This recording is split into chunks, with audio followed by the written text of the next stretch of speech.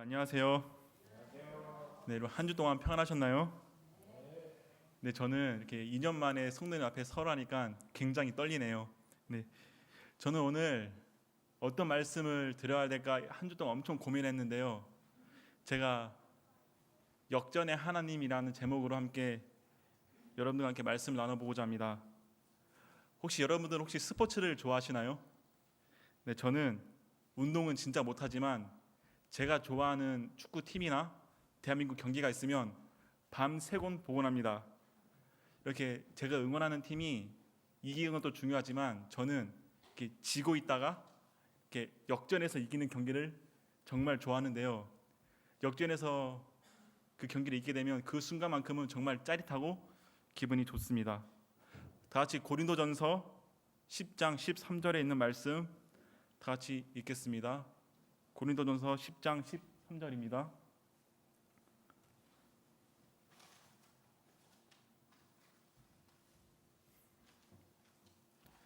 다 찾으셨나요? 네, 다 같이 읽겠습니다. 사람이 감당할 시험 밖에는 너희가 당한 것이 없나니 오직 하나님은 미쁘사 너희를 감당치 못할 시험을 당함을 허락하지 아니하시고 시험 당할 즈음에 또한 피할 것을 내사 너희로 능히 감당하게 하시느니라. 저는 오늘 제가 작년에 1년 동안 천명 선교사에서 겪었던 이야기들 한번 해볼까 합니다.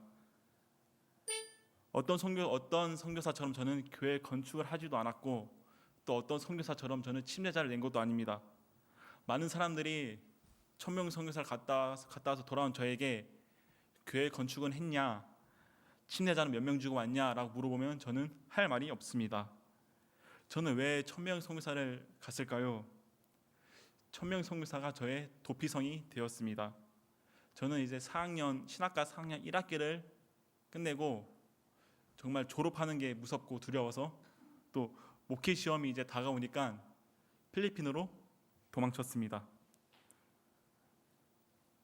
그때 저는 제가 믿는 게 무엇인지, 제가 의지하고 있는 존재가 무엇인지 잘 알지도 못하고 모든 말씀을 귀 기울여 듣지 않았습니다. 세상 속에서 욕심과 즐거움을 놓치지 못했던 저입니다. 이것이 저의 2년 전 모습입니다.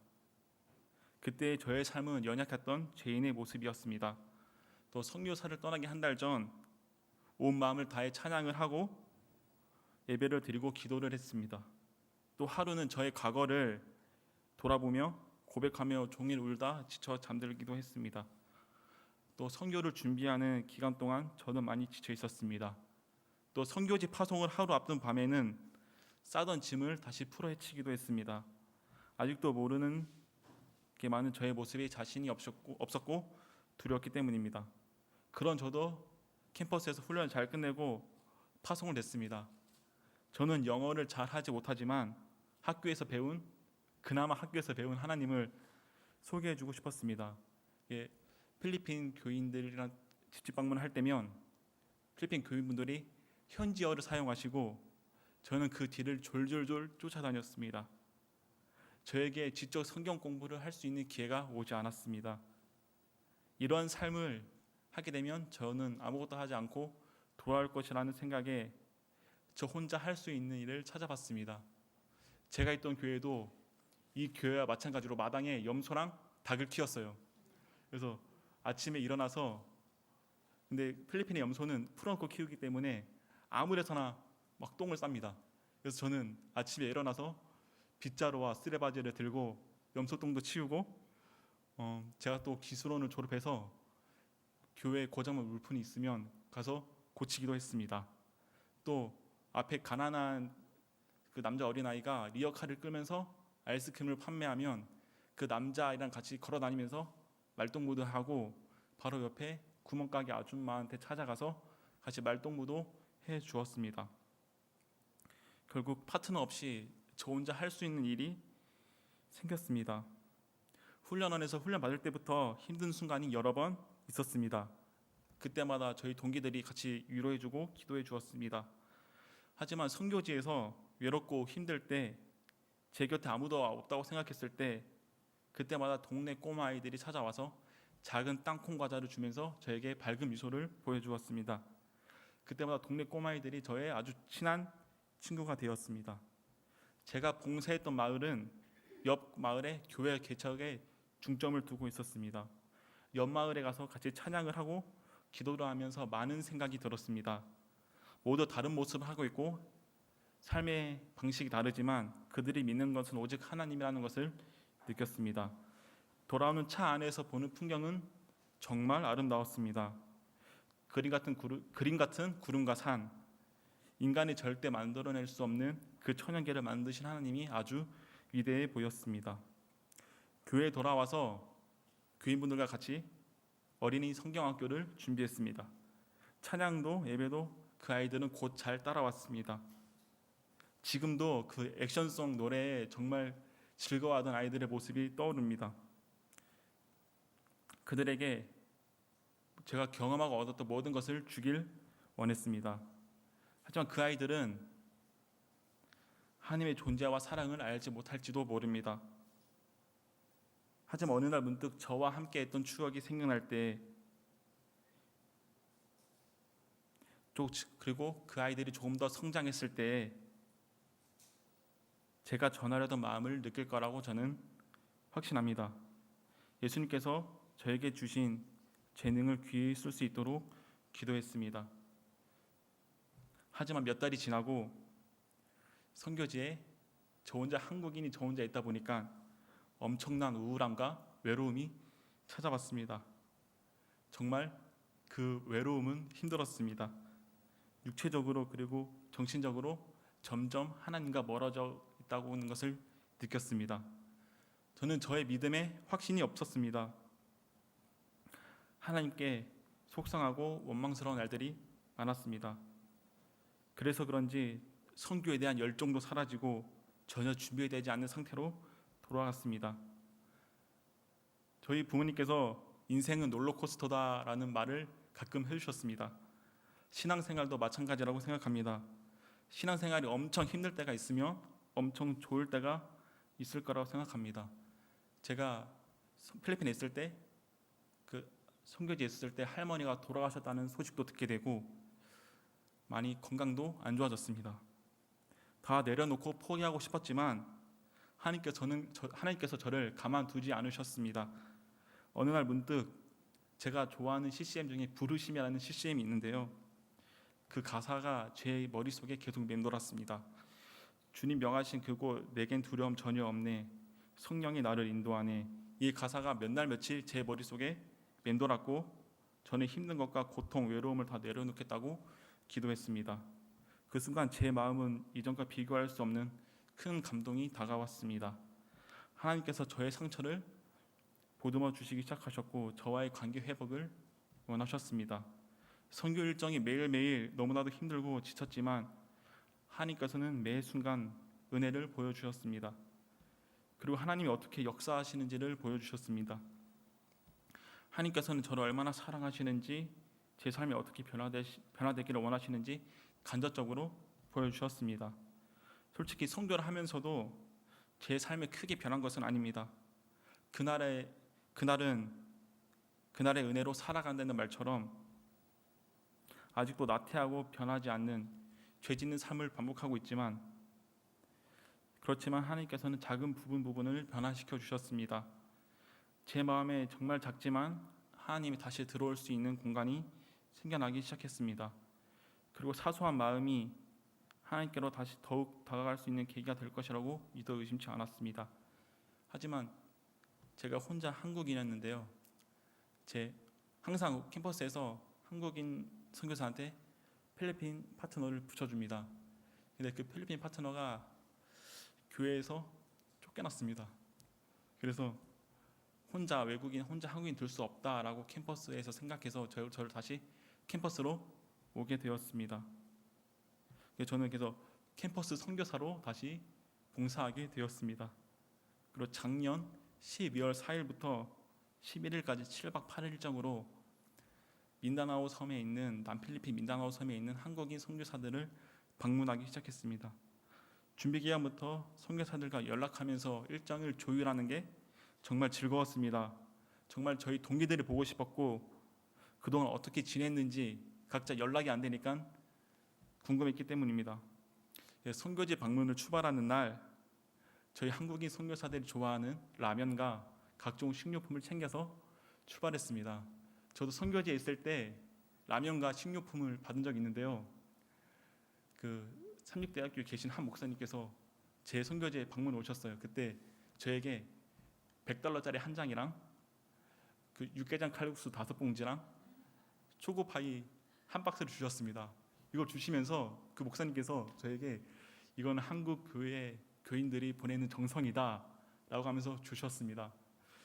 그날 밤 배고픔을 이기지 못하고 초코파이 하나를 깠습니다.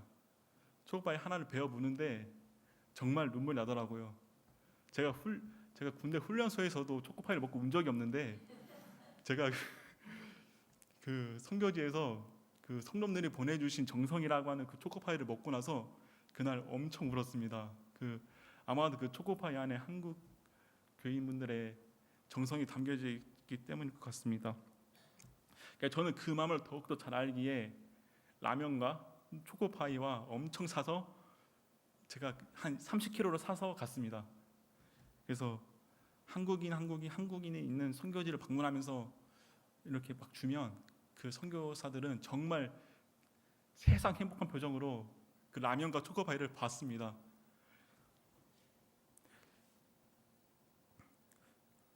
그래서 민다나오의 면적은 남필리핀과 민다나오의 면적은 남한과 비슷합니다. 하지만 정말 도로 사정이 좋지 않아서 그 도시에서 도시로 이동하려면 버스로 6시간을 타고 갑니다. 6시간이면 거의 부산 왔다가 다시 돌아갈 시간인데 필리핀에서는 이동하는 데만 6시간이 걸려요.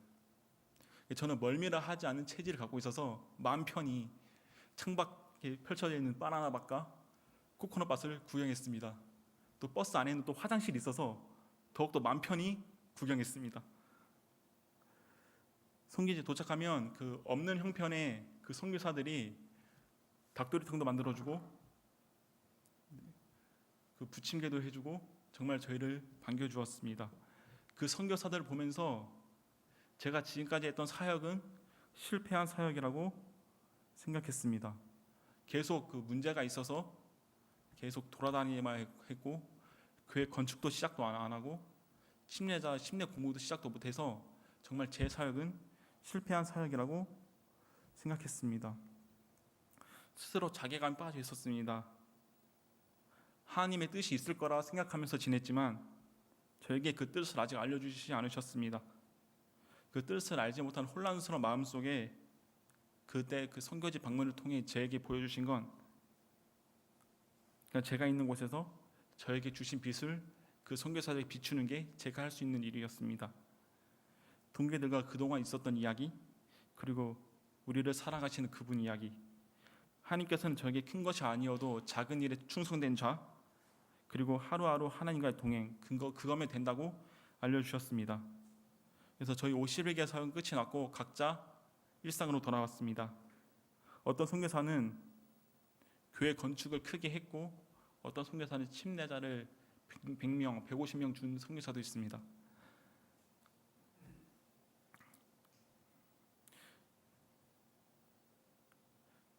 천명 선교사를 가기 전 저는 다른 사람들 앞에 창피한 게 싫었습니다. 다른 사람들이 저의 과거를 알거나 듣게 되면 저의 약점을 알게 되면 그 사람이 소스라치게 놀랄까 하는 마음에 다른 사람들의 저의 과거를 숨기기 시작하였습니다. 저를 저답지 못하게 만들었습니다. 결국 다른 사람의 시선에 의해 제가 만들어졌습니다. 하지만 그 13개월의 봉사활동을 그 선교사 활동을 끝내고 알게 된 사실은 하나님이 저를 완전히 딴 사람으로 바꾸시지 않는다는 것입니다. 갑자기 머리가 엄청 좋아진다거나 갑자기 이렇게 성격이 바뀌어진다거나 입에 달고 살던 투정과 불만이 안 나오게 하시는 등 갑작스럽게 저를 변화시키지 않으셨습니다. 다만 제가 살아야 하는 삶의 이유를 알려주시고 보여준 가치에 따라 순종하기에는 부족하지만 더욱 노력할 수 있게 도와주셨습니다. 저를 저답게 살아갈 수 있게 해주셨고, 제가 감추기만 했던 더러운 모습을 통해 누군가의 얼룩을 이해할 수 있게 되었습니다. 잘생기고 못나고 더럽고 깨끗한 것은 하나님 앞에 중요하지 않는 것 같습니다. 다만 아무리 닦아도 똑같이 더럽다고 포기하지 말고 하나님께 고백하고 드러내고 싶습니다. 저는 이게 공부를 못하고 놀기만 했지만 하나님의 은혜로 나름 인서울대학교에 다니고 있고, 이유 없이 서럽고 더러워하였지만 이제 과분한 감사의 삶을 살고 있습니다.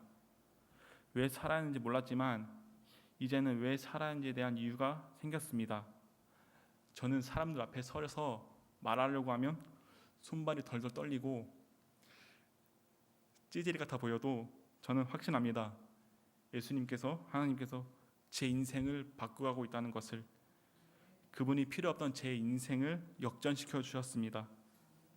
저는 앞으로 누군가의 역경을 또 다른 역전으로 바꾸실 그분을 기대하면서 열심히 살아가겠습니다. 다시 고린도후서 4장 16절에 있는 말씀 읽겠습니다. 고린도후서 4장 16절입니다. 고린도후서 4장 16절입니다. 네, 다 같이 읽겠습니다. 시작. 겉사람, 그러므로 우리가 낙심하지 아니하노니 우리가 겉사람은 낡아지나 우리의 속사람은 날로 새로워지는도다. 저는 앞으로 열심히 사랑하고 봉사하다가 예수님 재림하실 때 예수님 앞에 서고 싶습니다.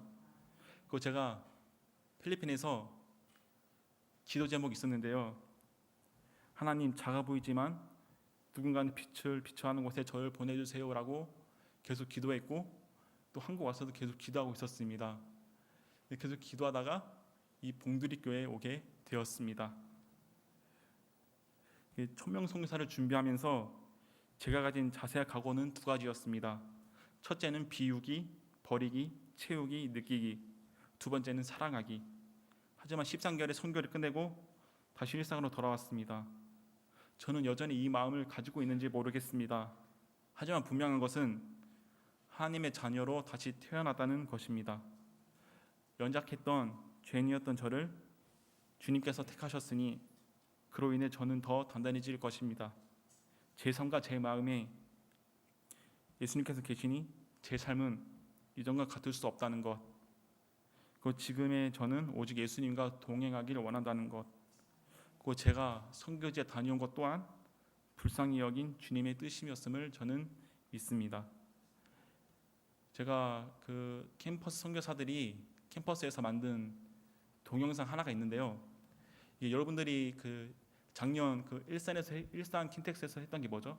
국제 선교대회에서 봤을 동영상일 수도 있어요. 근데 저희 캠퍼스 선교사들이 열심히 동영상 만든 게 있는데 한번 보셨으면 좋겠습니다.